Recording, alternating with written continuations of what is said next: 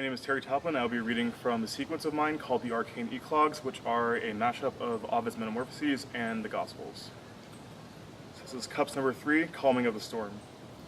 Scarce had coiled the newly swollen net, each beautiful slender body sheeted with flame, before taking up his pipe, but by then we'd all grown used to the strange face of the shepherd and God, with 2 faces and 2 skins, radial salutations spiral and beckoning with a soft palm, moss and grasses pressed by a cloven print, goat-legged like us but no horns upon his head, first a fledgling flock, rams, rugged fleeced, then the gathering about him, fawns and fishermen and drivers of cattle and sheep massing on the rock. Then we were likened, for we were many, we were merry and likened to one another. He led us out upon the seas, and the bowels of Jove's winged heaven ruptured, belched lightning and hoar winds and pelting rains, and Boreas hauled the froth-crowned waves to mid-heaven in mingled ire. And the battalion winds, those overhurled in the gale, changed into dolphins, submerged in seaweed and brine. Then behold, oh, dear God, my Jaeger-passer stands on hoof upon the waves, and raising up his fingers, Zephyrus disentangles the powers of sea and sky, and with a soft hand reined in the vessel to harbor and shore. We thank you, Saturane, we cried out, but whether in Arcadia or in Galilee, you promised to guide us through the ninefold gate and into the city of titties, or lilies, or something.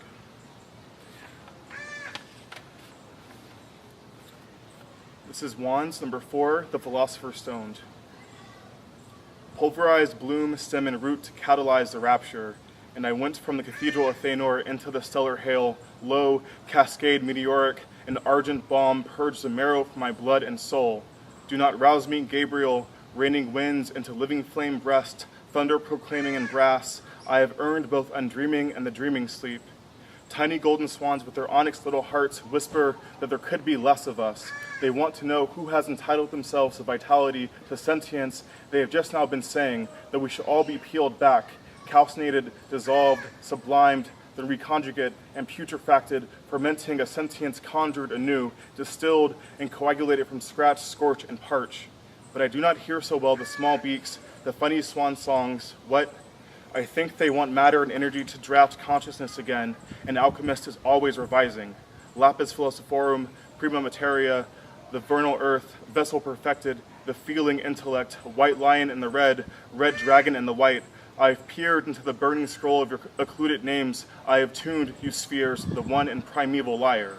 You know, Caesarian, lightning pounds a thunderdome, the head of Teresa's cherub flying through air for real this time, inflamed. I often see through my raptured eyes of dream fire that Saturane really liked you. You know, it's not cliche if your phoenix pecks into its breast and, throwing its head back in fevering song, snaps the crimson-crested neck air its immolation, if its pyre drains to dregs of its gathered cinnamon. We do not worship Alexander and Caesar in the horn tower, the people they ruled over did, but their desire for one, in the old tongue's verse, to converse with old powers. Felt so much hate living, and I was left without ignition. Agonized now, the compassion with which ardent, out of the cycles of time, blazes my fractal of God's love, oops, in her phylactery, amaranth among lilies, burnt offer bees among vines of astral rose hips.